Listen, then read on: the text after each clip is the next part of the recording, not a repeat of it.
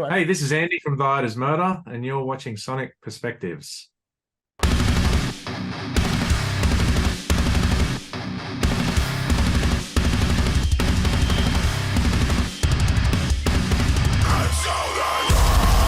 Hello, how you doing, man? I'm doing all right. Great. Thank you. Thank you again for jumping and having a chat with me to talk everything godlike and everything else that is murder. Anytime. Yeah, no, it's super exciting times for you guys. And I mean, of course, you just had a pretty sick regional tour with Loon and To the Grave, and then of course Justice for the Damned. So I can imagine that would have been pretty fun to go out to the more quiet places, I suppose. It was nice. It was nice to like just tour with some young up and coming Aussie bands, kind of put the shine on them for a little while. Obviously, Justice for the Damned are like our little baby brothers, and they got a US tour coming up, I guess, this month, and they're across to Europe as well this year. So it's nice to see that, we try and help out younger bands, and then they take that on and keep going and doing their own stuff overseas and whatnot. It's really good to see. It's awesome. And Justice for the Damned have been going for ages. They've been in the Sydney metal scene probably since like 2009, maybe even before that, just been going for it nonstop. And now No way.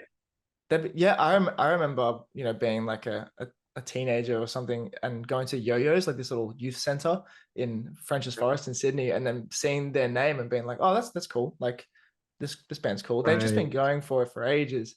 And and they're still so young. It's crazy. It's intense. And they just, what did they release? They released Pain is Power, I think maybe a year and a half ago or so.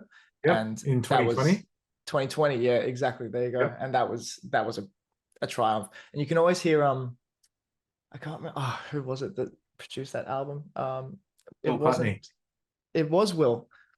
It was. Yeah. The band's in the studio right now making the next one. Thank God. I need more of it. I actually saw them. It's on this computer. Stop it. I'm looking at. Why would you tell me that? That's horrible.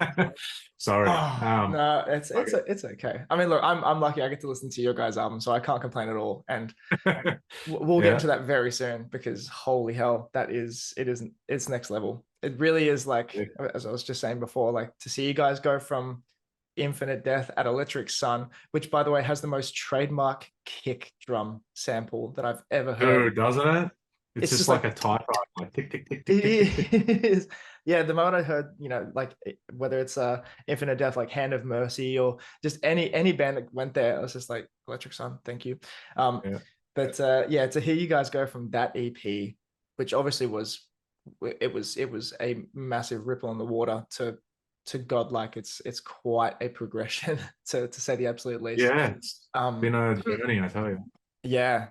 But also, by the way, going back to the tour, I mean, To the Grave, fantastic. I mean, both those bands have been in Europe the past 8 months or so. I saw Justice when they played with Counterparts in, I think it was September last year, and then awesome. they absolutely killed it. It was fantastic, and they are a phenomenal live band. Justice, it's insane. So it is. It's so it's cool. good to hear like they're doing great overseas too. Yeah, and the vocalist as well, whose name escapes me right now. It's Bobby. Bobby. And I think he's running a apparel company, Gehenna. I think that's his thing. Gehenna Garments. Yep. Gehenna Garments. I got a shirt. It's fantastic. I love it. So if you need some new fashion, nice. Get a Gehenna Garments t-shirt. It's fantastic. And then it's I don't know, and it's a really cool scene as well. I mean, you've got some of the guys from Honest Crooks who'll jump onto the Justice stuff, and they help each other out. It's really cool. Anyways, I was gonna say, the real question about this tour was, what was the reception like, from an audience like this with this tour? Because of course regional and local scenes can sometimes be, I guess you could say, a bit insular in a way. So I mean, what was it like with a band as big as Die Art, bringing the noise to a potentially quiet place? It was interesting. I mean, we've done these sorts of tours before, but this year we figured we'll try and bring as much of the show to them as we can. Whereas normally we just go, what's the point? You're playing some RSL like 2,000 kilometers away from Brisbane. They're not going to have enough power or PA or anything to do the show. So we'll just pay for it ourselves and then bring it in a truck and give it to them. I mean, like these venues are only 500 capacity. So it's like bringing in all the extra power, the lights, the PA, the whole shebang. We wanted to try and make it as good as we could. Cost us a whole bunch, but like, you know, it's important, I think, to reach out to those communities, because if we just kept doing what we're doing, they're just going to get subpar shows and wonder what the hell's the fuss about this band? Is this the best that our country's got? It's like, well, we got to show them and help them feel proud, and also give them an experience that they can't usually get at home. And another thing to remember, I guess, is like so many of those people from rural areas and communities end up moving, like migrating to capital cities for work or education or for whatever. And so if we can make them a fan while they're at home, then I think it'll help, you know, if they eventually do end up moving down to Brisbane or Sydney or Melbourne. That's really cool. Yeah, I can imagine that. Yeah, I think you're right. Like not a lot of people really, not a lot of bands rather really, you know, travel into those areas, let alone Australian bands. It's really just, let's go to the places where we know there's an audience. So I think it's really cool that you, I guess you could say, you invested in, you know, a future big city audience member in a way. Yeah. I mean, cross our fingers. But worst case scenario, you know, we went out there and we tried to give them the best show that they could possibly get. Definitely. That's what it's about. Yeah. Oh man, I can imagine that they'd be pretty surprised with the level of production between, of course, just a local metal band and then you guys. Like it's worlds apart. So yeah, to give them a taste of, you know, what it could be, I think that's a really cool way to show them that, you know, that there's so much more out there. And I think that also encourages them to be quite what would you say, to explore further into whether it's the metal scene or into music in general, because I think, you know, there's so much potential there for so many people to listen to so much more stuff. But speaking of more stuff, I mean, you guys have got Godlike coming out incredibly soon, in September 15th, is that right? Yes, sir. September 15th via Human Warfare. Yes. So I've given it a bunch of listens. I almost started moshing at the rock climbing gym last night. Could have been a massacre, but I held back. What are you hoping to evoke from listeners as they move through Godlike? To me, it's so powerful in in a cinematic way. You've got like a very, like, despite it obviously being so heavy, there's almost like a level of storytelling to it, and a lot of that's through CJ's enunciation and his theatricality. But I mean, what are you guys? What are you touching on? What's the main theme behind this? I don't really know. I just want people to like it, listen to it as an album, you know, like we spend a lot of time making sure that we're covering the bases that an album needs. Kids often like gravitate towards standalone singles, you know, like a Killing Season, They Will Know Another. We did that Until There Is No Longer song recently as well.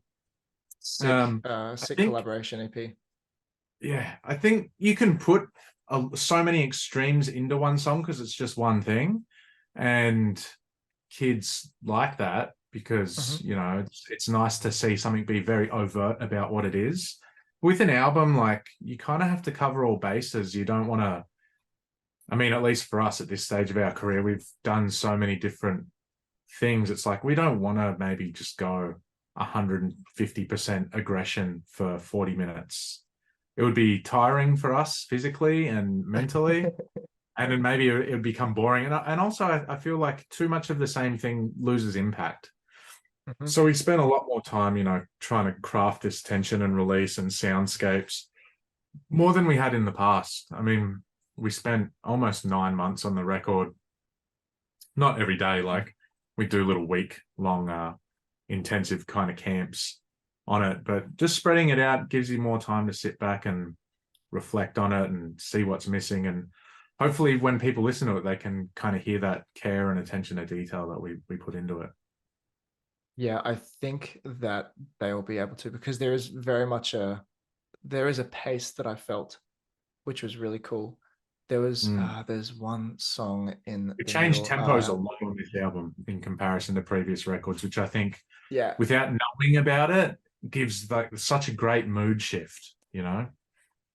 We deliberately tried to use different tempos. That's one thing that I noticed, is that it's not just just like a train just on the tracks. It's really Yeah. unpredictable. But I really do love the pace. Like Everything Unwanted is a wonderful little palate cleanser in a way in the middle of the album. It kind of slows things down, but it turns up the heat still. It's quite Still intense. dude, it's intense. It's that's one of my favorite ones. And I like it sounds like you're well versed in Violet's catalog. So the middle breakdown was like a bit of an homage to the pan guitars that we used to do 12, 13 years ago. You mean like laceration, penetration kind of thing? Exactly. Yeah. Exactly.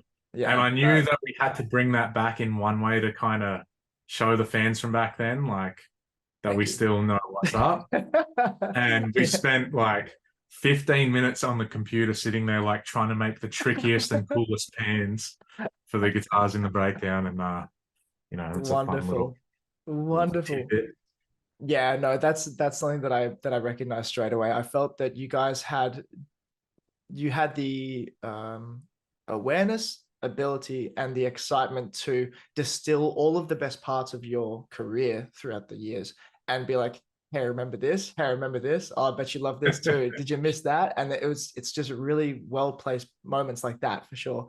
But then of course you've got some really new stuff as well. Like Bermuda is a very special track. It's super cinematic. It's almost like operatic in a way. It's a big, like a Greek tragedy kind of feeling to it. I think that might be CJ's greatest vocal performance of his life. It like sends shivers down your spine, it's crazy.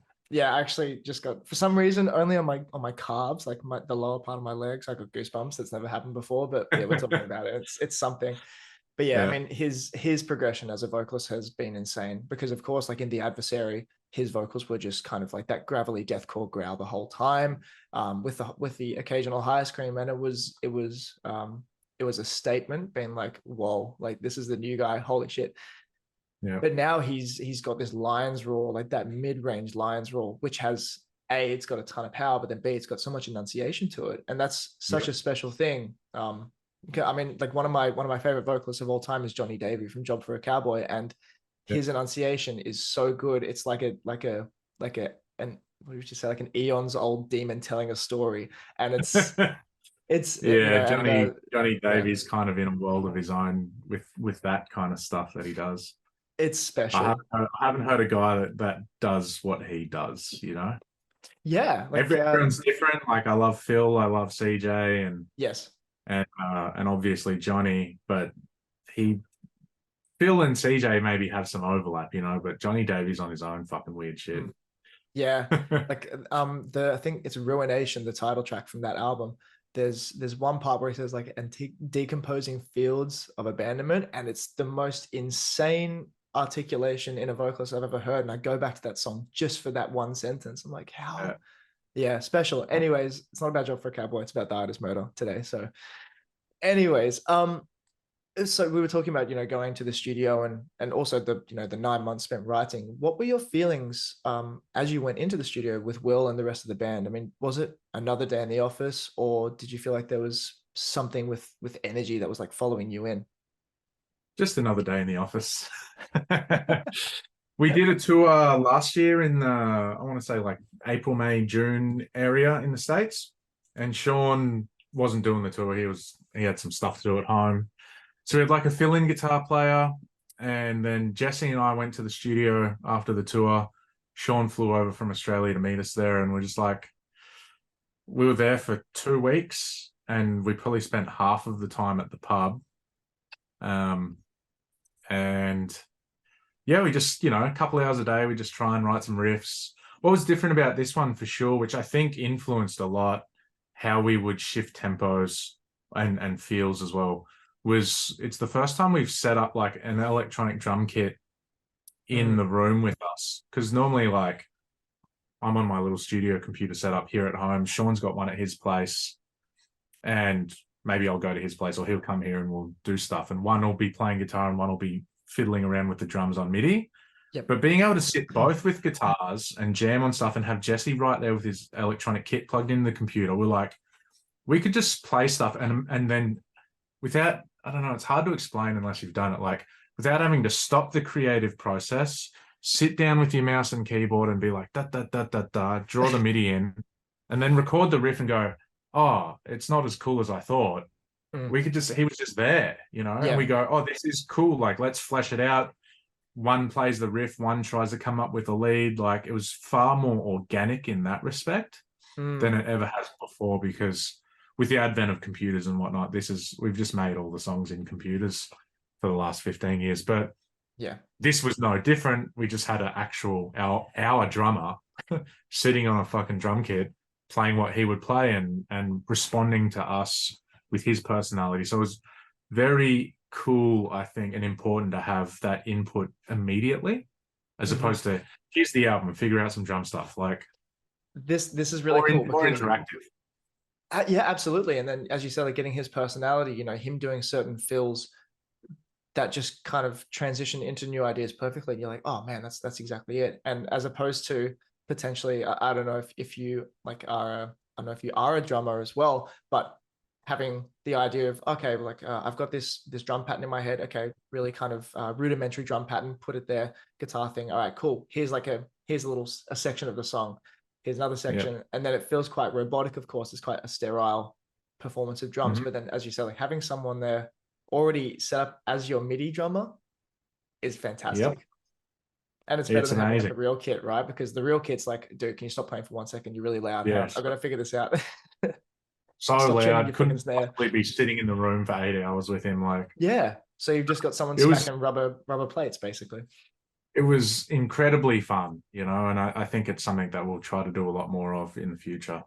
Well, I mean, we're lucky. We've got an electronic drum kit in Australia and one in America. So like we can just go wherever and that's cool. And I mean, these electric drum kits are getting incredible nowadays. They are starting to feel like too good. They're not cheap, I'll tell you that much. Oh, I know. They're definitely not cheap, but man, they're kind of worth it. They do a fantastic job. There's so much versatility, and then of course what they can do with writing music and information input is just out of this world. So in this press release that that we've received for Godlike, you mentioned that the dissonance or the difference in your mind between what the art sounds like and then what you imagine the art should sound like, the difference is getting smaller and smaller. Has this minimizing of difference been something that you guys have kind of consciously worked on, or has it just been like a natural development over the career? Both, I would say. I mean, everyone tries to get to where they want to be at, but the way that you get there might not always be super clear. The simplest way I ever explained it to someone was like, you and I could go down to paint the same thing, and we both want to paint this thing, like a scenery or a model or whatever, or a flower, and we might have different painting skills or whatnot, but we want to recreate this, but we don't have the skills to do it. And you look at the end, you're like, oh, it looks shit. Like, it doesn't mean you didn't want to do that, and the same can be said for guitar playing and songwriting and the creative process as a whole. It's like, I don't know exactly what it is meant to sound like, but I know where we want to go. Do we have the skills? And you can't control it too much, But creativity is an interesting thing in that there's not really any free will in the human brain. You can't say, this is how the record's going to sound before it's done. You have to do the doings, and what comes out. If you pay enough attention to your mind, it says, play this note, it will be good. It's like a bit weird. No one ever, if someone finishes writing a song and says this is exactly what it was going to sound like for every song, they're lying. Like, that's happened to us 5 times in our career where we're like, yep, we knew that it was going to be like this, and we just saw it all panned out in front of us. That doesn't happen all that often. When it does, it's a magical thing, and it's one of the reasons why you keep writing songs. You're chasing that feeling of like being so integrated with your subconscious and your creativity and your instrument and your friends. You're like, oh, we just made it just so seamlessly. But no, obviously we want to get to there, but we don't have much control over it. So it's just been a slow process we must have written 150 songs or so at this point in our career in the band. Yeah. So you get better at it, hopefully. Sometimes you wonder whether or not you should even get out of bed tomorrow because what you made yesterday was so terrible. Like, it's slow and steady, and Slow and we're pretty steady. happy with that. Well, I mean, it does sound like the progressions come naturally. It doesn't sound like there's been anything that's been like forcefully put in there to try and expand the boundaries. There hasn't been a moment where it's like, oh, this isn't really what the art sounds like. It kind of doesn't stray too far from the identity, but there's moments where you're like, oh, this is something new and spicy, and it's kind of been like cool progression over time. So I don't know. I think I think with Godlike, from how I've been listening to it, as I said, like there's distillations of stuff, and then there's just really cool new things which are coming through. I mean, of course, like songs like Anathema and Corrosion, they really take me back to straight up die art, and it's fun. Yeah. Stuff that we all know and love. But then, of course, everything Unwanted and of course Bermuda, there's such exciting and refreshing versions of thy art, that people definitely won't have heard before. But I think it's gonna be exciting. They're incredibly depressing songs that you've selected. Love it. That's where the feels come from, But let's take Bermuda for example. Like when you finished writing this, was there any question about whether it's gonna fit the art's identity, or is this like a unanimous no, this is 100% us? No, we knew that we were going to do it for sure. I think we probably had 25 to 30 songs for this record, and then we recorded 14 or 15 properly, and fleshed them out, finished them. And then like putting the sequence together, like what will the record be? Sometimes it's tough. You have great songs that don't make the cut for a record, but it's only because you've got something similar to that in the sequence already, and you go, we got to pick one. Maybe I've got a vocal hook for this one already, and so that gets prioritized. It doesn't mean that we favor one or the other musically, but Bermuda was like such a different one. Sean got like this MPC thing, little battery powered synth, and he like takes it on the plane and shit and puts his headphones in and just sits there making beats. And he'd been messing around with that. And I think like one of the cool benefits of such a long period of time off is we spent more time together just as friends, like knowing each other better outside of like, say, our work environment. And you get like, more bonding, more trust between the unit. And when he's like, yeah, I want to try messing around with this MPC, probably 5 or 6 years ago, I would have been like, you're an idiot. Like, no. But now I was like, do it. Like you want it. That's something that I know means a lot to him, is this little toy. He takes it everywhere with him, man. It's insane. Like it's like a kid with their Game Boy, Yeah, he's a weird guy. Like he takes it everywhere. He takes it in the van. He takes it on the plane. He takes it in his hotel room, and he just sits there with his headphones and just like playing around on it. I'm like, he wants to make something for this project that we all love, which is our band. Like, let's see what he does, Yep. And it was cool, and we started layering guitars over it and kind of made it like this linear song where it just kind of there's no pattern to it. It just builds and builds and builds and then just kind of caves. We're like, yeah, that has to make it. And then it was just about where to put it in the sequence. I didn't know whether it should be we always like having track 5 be like a last song on the record because of vinyl collectors, so they can listen to one side and it sounds like a finished record. And we always like track 6 to sound like it could be the start of the record. So that in effect you're getting these 2 mini records. And I was like, does it go track 5, or where does it go? Or do we put it in the middle of the B side, like of the record, so that it lulls and then accelerates? And Will was just like, nah, track 10, like that's leave them hanging. He's like, just leave them sitting there going, what the hell was that, thy art? I was like, that's a good point. It's something new. If they hate it, they can just listen to the album and then stop. They don't have to skip through it. But I particularly love that song, and I'm glad it's on there. Yeah, I think as the final track, it was a good choice. I think it feels like a curtain call. It really, it's like, yep, that was the show. Thanks for coming. Yeah. It's a great one, and the meaning can be taken by so many people. It's about being apart from someone that you love, and that happened to a lot of people in the last few years.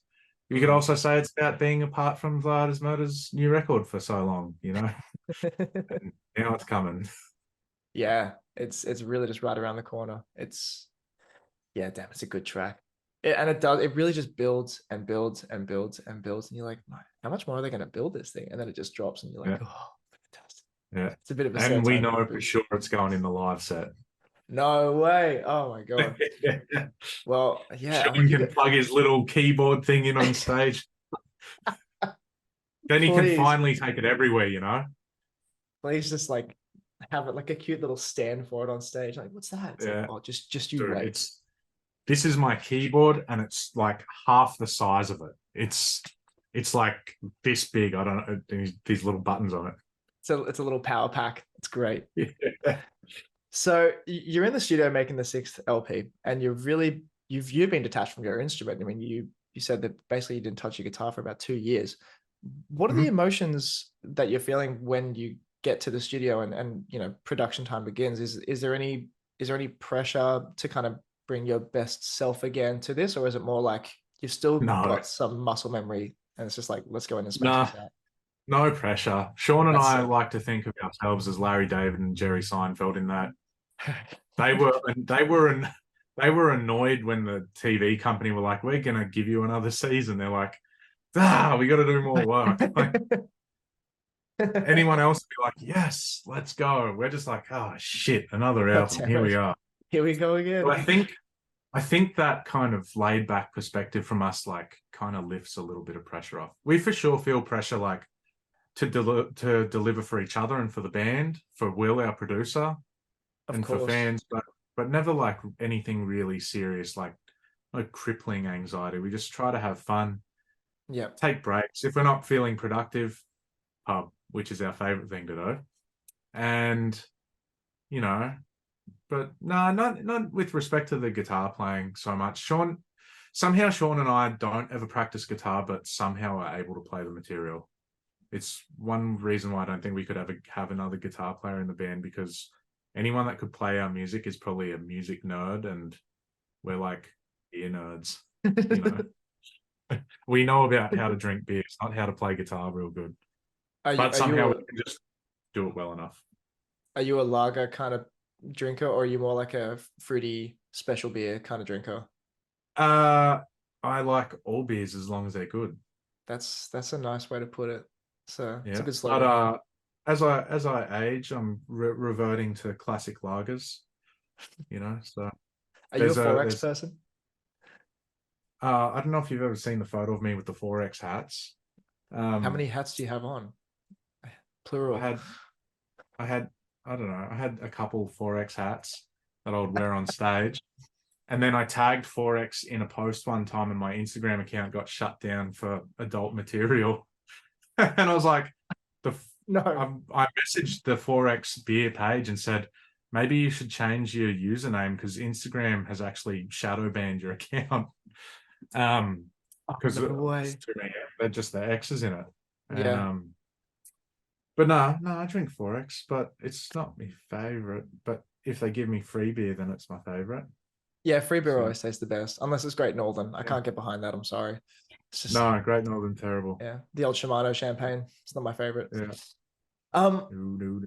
Anyways, when you picked up your guitar after that break, I mean, obviously that's kind of been the centerpiece of your life for the past 10 years or so. Yeah.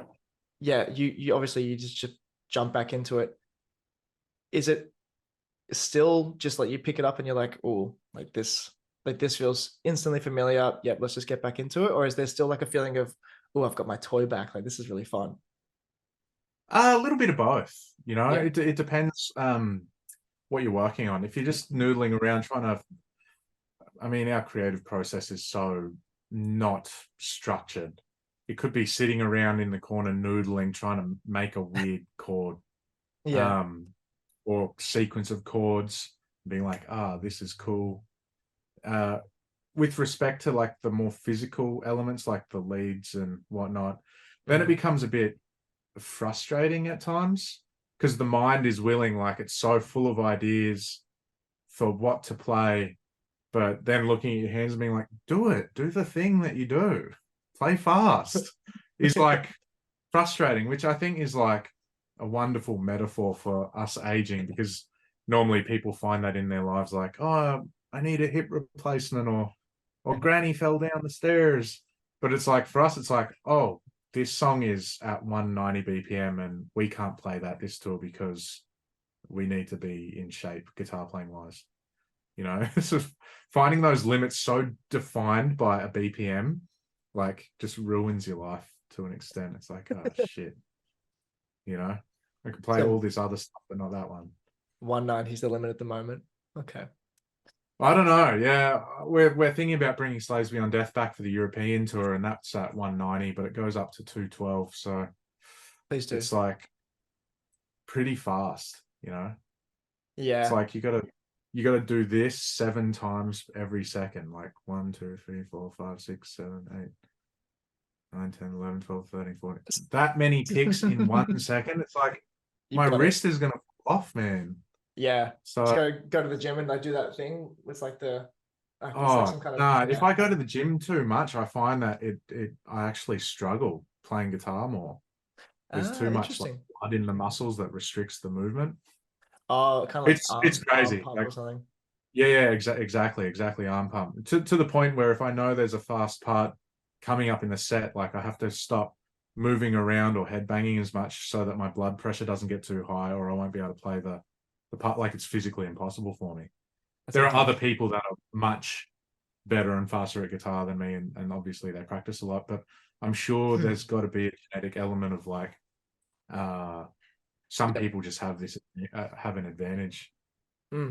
Yeah, no, definitely. It's just like rock climbing. Some people get arm pump a lot quicker than other people. It is what it is. A great friend of mine in high school was actually studied for his ability to reject arm pump. He was a endurance motocross rider, and basically his wrist is like this, flexing on the accelerator for 4 hours.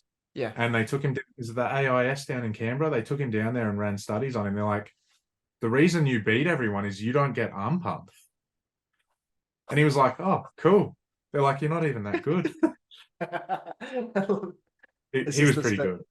It's the talent. It's the talent and the gift. But no, he did not get arm pump. And so they would run studies on him about that. I'm like, I need what he had for my guitar playing. I'd love that. I do a bit of downhill mountain biking, and when I get arm pump, I like have to slide my hands off the grip. I can't like open up my hands after that. Yeah. It's brutal. Yeah. But it's good training for guitar. That's what I've learned. It does help a lot. All right. Yeah. I'll take that up then. Yeah, start taking mountain biking or rock climbing, and then you'll be fine. No problems. Actually, speaking of playing really cool stuff, Keres. Is that how you pronounce it? Keres? Yes. Oh, yeah. Whose solo is that towards the end of the track? Is that yours? Oh my god. It's such a stupid solo. But the reverse dive bomb at the start is rad. Oh, dude, so every album I try to get out of recording solos. Like, we earmark spots for them. And I'm always like, I could just put more lyrics in there, or copy paste some and put reverb and have them in the background to fill the area out. Like in Make America Hate Again, there's this drawn out section in the middle 8 where you have a guitar solo, and I just was like, see you guys, I'm out of here. And so now we've just got drawn out vocals in there, like, let freedom reign in buckets of blood. Stop it. So every record I try to get out of them, because I'm like, then I'm going to have to practice all the time. I'm going to have to practice now to write one, then record it. Then I'll forget how to play it. Then I've got to practice before the tour. So I was just sitting there. It was the last day before I was leaving the studio, and I had to do all the solos on the album. Like, I don't know, I was leaving at lunchtime, and it was like 3 o'clock in the morning. So I was just sitting there, like, pulling off the bottom open string and doing dive bombs. And it's kind of like that Pantera dive bomb where it comes from nowhere, and I never knew how to do them. I'm just sitting there trying to do it. And then I just did one. I'm like, oh, that's how you do it. That's going in the solo. And then the rest of it, I don't even know what I did. It's so bad. I love the Less Than Pain solo, and I love the solo in Everything Unwanted. I was really happy with those ones. But the Keres one, I was like, I don't know, man. Just do a dive bomb and play some diminished stuff and look, whatever. I think as long as you smash that dive bomb, the rest is cool. You know, you just open up the Yeah, but floodgates. now I'm And going you'll to be like, do a dud dive bomb on tour. don't do it. You can't. Just don't do it. Just think Yeah. about Oh Ampile god, and Kublai Khan. Like old mate Nolan's got to go every time. So I have to play guitar for Kublai Khan next month, so I've been worrying about that too. holy shit. Oh, did Yeah. Nolan have something with his hand? I think there was something about his guitar and So first they thought it was his hand, then his wrist, then his elbow, then his shoulder. It turns out he needed neck surgery. So he's got like a big incision. Well, it's not that big. It's probably an inch wide on the front of his wow. neck, and he's still recovering from it. So here I am. Yeah. Sean's going to play bass. I know. Yeah. Wow. Man, My art those is guys. Khan, baby. The art is Matt Honeycutt texted me that yesterday. He's like, "Thy art is Khan, baby." um I feel like he'd be the coolest person to hang out with, but also one of the most intimidating people to be around. No, he's Oh, one of the sweetest people you'll ever meet in your life. oh, that's Real, cool. real salt of the earth man, that guy. I've known him since he was a kid. I was one of the Wow. first people to ever discover Kublai Khan from their demo 13 years ago. No And way. as soon as we came to America, I put him on a tour. And now they're massive. They They're have bigger blown than up. in some places.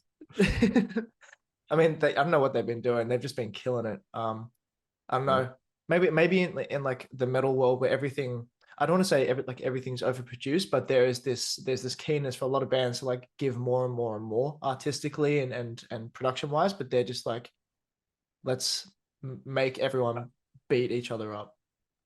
Yeah. And it's like, It's yeah. who they are. They're honest people, they're really great, Mm. honest people. I'm lucky that they're my friends, and their music is just the truest representation of who they are. It's so cool. I mean, Isaac doesn't even use a click track most of the time when he's playing drums. I think that's super cool. No, They just get they just don't, get on they don't stage got and they that. just play. Yeah, There's no intro, there's no nothing. it's fantastic. It's real deal. It's real deal.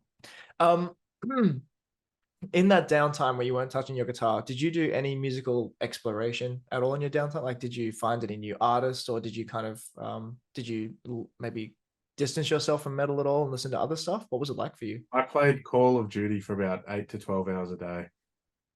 I played Doom Eternal for about the same kind of time, so I understand that. Yeah, and that's pretty much all I did. And there's no music in that game, so No, it's just lots of screaming and gunshot. yeah. Sick. That's That about was, it. Cool. I didn't listen to music for 2 years. Wow. Do you think Yeah. that was that needed to kind of cleanse yourself in a way of that part, or is it just Retros- Retrospectively, yeah, it was one of the best things that happened for our band. I think we tour so much and we've worked so hard for so long. Everyone always wants to take a break, but what kind of break is long enough or sustainable enough? It's like, oh yeah, we get 2 months off here. It's like, yeah, but you know, then you Mm, still got to go back to it.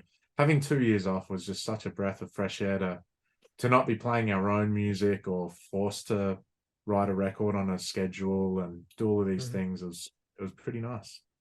Was it scary for you knowing that, like a lot of your work and a lot of your life revolves around the music industry, for that to stop? Was that worrying, or were you just like, no, I know what I can do in the meantime? Uh, it was sort of like in the beginning. I mean, I've got the management business and the record label as well, um, which is sort of this diversification away from just being in the band.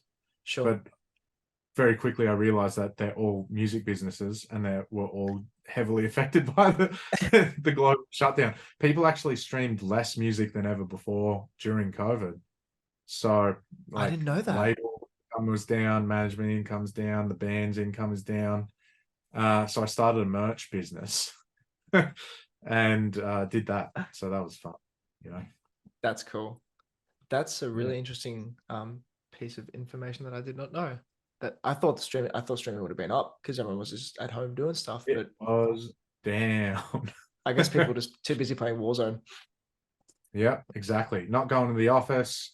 All the stores that have Spotify cranking 24 hours a day, they were all closed. Like, just streaming was down everywhere. That makes more sense now. Mm. So human warfare is your baby? Cool. There's a band on human warfare called Aparte, which I've Yes.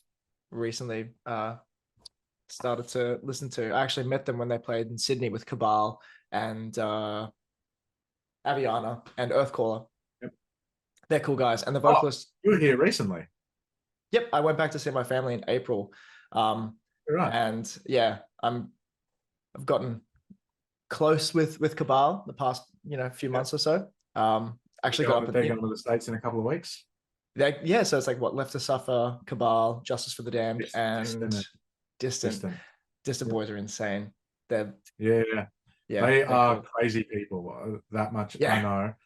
I was at a bar in Nashville having a drink with Kevin in my band.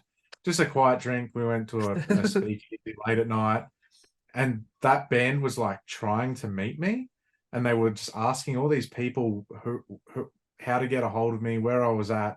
They found out the bar that I was at and walked in and just surrounded me, and I didn't even know who they were or what they looked like. And they're like, "You are Andy Marsh." I'm like, "Yeah, bro. What's up?" How you going? Like, yeah, I'm like, this is so weird, dudes. But they were very, very nice, and they seem to be doing quite well now, so I'm very happy for them. Yeah, I mean, of course, they just released Heritage, which is a huge, huge album, and I mean, Alan is an absolute monster of a vocalist. It's really cool. Like, he lives in Slovakia, but then the rest of the band is Dutch, and so when they come to tour, he's like, "Yep, I'll come over," and they do their thing, and then he goes back. It's Very nice. They've got a good little setup. But yeah, no, I was in Australia in April, and so watching Aparte play live was really cool because I hadn't heard of them before that, and they killed it. They have such good stage presence, and then of course the vocalist Zach looks like Thor. He is Thor. Yeah. He's a very handsome guy, and he's got a great voice. It just everything. Yeah, he's the whole package. Yeah. I know they're working on new music right now. Oh, great. As Shinigami is probably my favorite song from them. That bonus track. That breakdown, like the whoop whoop whoop whoop at the end. That I was just like, oh, okay. It's like chill out. Down-tuned, ridiculous. It's beautiful. Yeah. But let's talk about CJ as a vocalist as well, for a moment. I mean, I didn't think that his vocals could get any better. I was thinking like, wow, like, especially around like the Dear Desolation kind of era, I was like, this is peak CJ. But then of course he just apparently keeps improving somehow. And we're, in Godlike, we're hearing just his absolute full range and capability as a vocalist. So when you guys were tracking vocals, did you make a point to showcase what he could do, or did the dynamics of his vocals kind of just naturally come out to fit the emotion throughout each song? We don't give him too much direction unless it's kind of like, oh, we definitely know this once, we need this to be like that, delivered this particular way. One thing that I think has helped him helped us over the last 6 or 7 years, we went to in-ears, and so now I can hear very clearly how he sounds every night. And when we're on tour is when he's experimenting and doing new things, delivering a line a different way, or trying to like morph his voice. Maybe one day he's particularly like hoarse, so he needs to change his delivery. Like, people don't understand. They want the frontman to be perfect every night, and CJ tries his hardest to be that. But there are limitations to the human body, and sometimes he'll get sick. And if we're still going to do the show, he's like, I'm going to have to figure out voices that don't hurt me, or don't hurt me anymore, so that by doing this show, I ruin 5 more shows, Sometimes it's just better to sit one out. But he'll experiment and stuff, and then come over to me after the show, because him and I do the lyrics and he does the screaming, and he cares about my opinion. The only 2 people who can record CJ are me and Will, and he refuses to go to anyone else because, like, I guess he doesn't trust their input or feedback or know what he can do. But he'll be like, oh, this voice or something, or sometimes I'll come up to him and like, you did a line in this song and it sounded crazy. What was that? And he's like, I don't know. I was like, something, I choked on my spit and then just kept doing it and it sounded cool. I'm like, all right. And so he just builds up this Rolodex of techniques in his mind that he can do. And then every time we get to a new record, he's like, oh, remember that voice that you did? Like, that would be cool here. And he's like, and he just has fun with it. We normally do like 1 to 1.5 songs a day. So it's the pressure's off. He gets a lot of resting. He goes so hard when he's recording. Like that. Yeah. I would be surprised if there is a louder vocalist in the world than him. A lot of guys sound crazy on recording, but if you were in the studio with them recording, it's quieter than my talking voice, you know? Yeah. A lot of those whisper screams, I don't want to name names because Sure. that could be seen as a negative slant. It's a technique for sure. But CJ isn't about technique. He's about raw power. And I think that because he's so loud, it triggers like this thing in the brain to understand like how intense that is. Like if your dad screamed at you when you were a little kid, you got frightened and were like, you stopped fucking around right away. But if he was like, hey, little Billy, don't throw eggs at your mum, like, you're like, what? Like, it's lacking this immediate, like, built-in emotional response. And somehow I feel like that comes across through the microphone and into the recording. I sit in the room when he's recording, and it is insanely loud. He just draws this power from somewhere else. I don't know, but so much emotion, thought, and delivery, like it's crazy. I think you hit the nail on the head. A lot of techniques nowadays, they focus on specifically like how it sounds, and then how you can, of course, like input that into the mix, and it sounds incredible. But if you've got a vocalist like CJ who just roars, it does translate into like the person who's listening can hear that, like the effort. You know, if you have someone who's just like, you know, like the whole time, you can hear that the throat is literally distorting from volume, like from air pressure. Yeah. Whereas the other dudes, it's these different techniques that are trying to simulate that effect. I think somehow, like everyone can just, it's a built-in human ability to know. You hear a lion roar in the jungle, you know, you better leg it. Like, that's exactly it. It's like Guy from the Red Chord. He's got that loud roar. He's a psycho.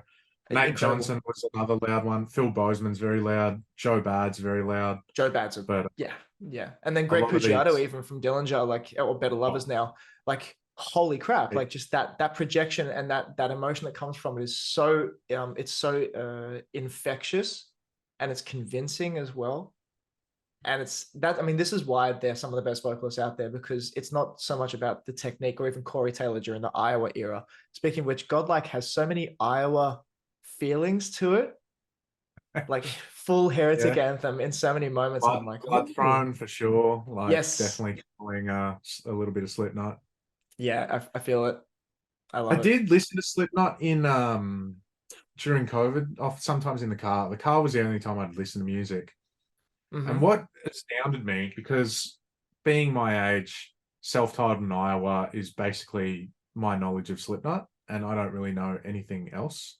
I know like the hits, like Psychosocial and whatever came on that subsequent record, but they've been a band for probably 15 years since then. 17 years. Yeah. No, it's over 20 years since Iowa. They've got a whole 2001. The whole discography of records that I'd never heard. So I started listening to them. I'm like, they're the biggest metal band in the world, and some of these riffs are so weird and fruity. Like, yeah, like just odd. I was like, maybe we can do some of the stuff that we like too, and work in the song. Like the pre-chorus in Bloodthrowing is unlike anything we've ever done before. Like, it's very, very strange, but I think that it kind of works. I think it works super well. I don't know, even just like the intro, it kind of like has this, makes me want to boogie, kind of like I was like, oh, okay, like the break beat thing. It's like trying to shake my ass a little bit. So it's refreshing. But I heard so much Slipknot reference for sure. And of course, you know, there was another band I was thinking about when I heard it. I was like, this is Decapitated, of course. Like, there's a lot of just real gnarly technical fury in that, and that's great. But also CJ's vocals had this moment of like Corey Taylor, like 2009 era Corey Taylor, where his actual speaking voice kind of breaks through a little bit, and then it descends back into the gnarliness, and I'm like, what the fuck was that? This was an experiment on purpose, and nothing to do with the creative process, but the longevity process. Ah. We've heard Randy Blythe kind of dabble with the talky voice through some of Lamb of God songs too, and we're like, how will we be able to perform a full set for an hour or an hour and a half in 10 years' time as, you know, our age starts to take a toll on the what we are able to perform? Yeah. We're like, well, we should start looking at less taxing vocal styles and see how they can be incorporated. I think the best integrated version is the bridge of Godlike, where you hear him ascend from this effective talking voice to the screaming. The lust of becoming the beast, you know, like that section. Yeah. We were pretty stoked on it. We're like, this could be weird, but we're in the studio, so no one's going to hear it if it's terrible. So we just started doing it. We started laughing. We're like, oh my God, it's terrible. We persisted, and CJ, to his credit, persisted and was like, what? And we're like, just try some, not singing, but more getting through the lines without being maximum all the time. Because if there are elements of those in songs in the future, those are going to be your breathing spaces that are going to sustain you for a set where you're not going 110% for 4 minutes and then stopping for 10 seconds and doing it for 4 minutes. Yeah. You know, so that was very tactical, and I think it kind of added like another layer to the songs that we enjoyed as well. So yeah, I think so. I think it brings like a really a nice and short moment of flavor to a line, and just adds to the expression. Philip from Humanity's Last Breath does these things where it's like just before he goes into a big growl, he kind of like talks a couple of words, and then it like gradually just drops into a growl, and it sounds like it's a really nice way as a vocalist to also just kind of lead yourself into it without just going straight away. Yeah, for sure. Slightly different different example, but yeah, I can understand where that does make life easier. And also the rolling R's that CJ is throwing into a lot of his words now. It's actually, I think it's super cool. It's different, and it's really, again, it probably adds to the theatricality of the album even. CJ has a name for all the voices too, so that's how we refer to them. What's that voice? Like when he says like, and so they rot, it's like rot. It's really, those are the Nurgles. If he does brutal death metal vocals, they're called Georgie boys, after George from Corpse Grinder, George Fisher from Cannibal Corpse. If he does like the high esoteric sounding things, they're called the Johnny Davies. And then we got the Ollie Sykes voice, which is featured in the Bermuda when he goes kind of that upper mid range. You know, it's just a little step up from his usual tone. Those are the Ollie Sykeses. And there's a few. There's maybe like 15 voices or something. That's an impressive repertoire. The Nurgles. That's a fantastic thing. Yeah. Cool. Look, one more question for you. You guys are about to head out on a pretty big EU tour. Probably, I think, first one since 2020, I believe. Correct. We did tour there for 10 days in April this year, but that was for the Impericon festivals. That's right. That's right. Is there a country that you're most excited to visit or get back to? The Netherlands. We didn't hit the Netherlands. We've spent quite a bit of time in the Netherlands. Like sometimes we'd have weeks off between a European tour and going to the US or vice versa. And we'd always go up to Amsterdam and hang out with this friend of ours that lived up there. Oh, sick. And so like we're pretty familiar with the territory there. We've got all our favorite spots. Spain is another one. We love getting down to Barcelona and Madrid. We've got a lot of friends there as well.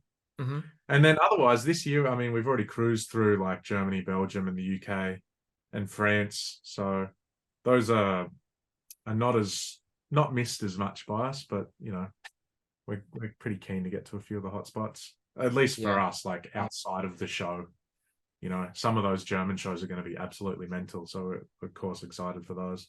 Yeah, the Germans are pretty intense when it comes to metal shows. It's like I don't know, like the Netherlands is cool, but I think the Germans just, I don't know, they really switch it up a lot. Or they turn it up a lot. Dude, thank you. Oh yeah, sorry. The tour is going to be great. I'm excited. It's going to be fantastic. There's a Whitechapel, Spite. I'm missing one other band.